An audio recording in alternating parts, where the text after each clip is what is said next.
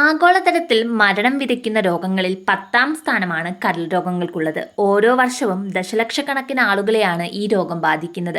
Viral hepatitis, non alcoholic fatty liver, അമിത മദ്യപാനം, herbal ഉൽപ്പന്നങ്ങളുടെ അശാസ്ത്രീയമായ ഉപയോഗം, സമാന്തര ഔഷധങ്ങൾ വാങ്ങി അശാസ്ത്രീയമായി ഉപയോഗിക്കുന്നത്, സുരക്ഷിതമല്ലാത്ത ടാറ്റൂയിങ്, മയക്കുമരുന്നുകളുടെ ഉപയോഗം എന്നിവയാണ് കരൾ രോഗങ്ങൾ കൂടാനുള്ള പ്രധാന കാരണങ്ങൾ.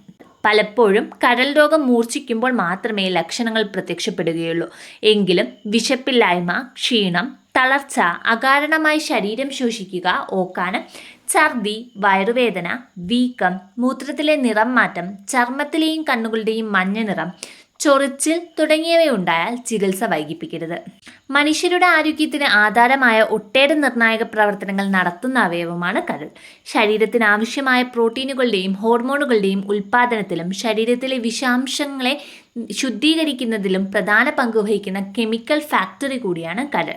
കരളിൻ്റെ ആരോഗ്യം പ്രശ്നത്തിലാകുന്ന ലക്ഷണങ്ങളാണ് ഞാൻ മുന്നേ പറഞ്ഞത്. ഇത്തരം ലക്ഷണങ്ങളുണ്ടെങ്കിൽ എത്രയും പെട്ടെന്ന് വൈദ്യസഹായം നേടാൻ ശ്രദ്ധിക്കുക.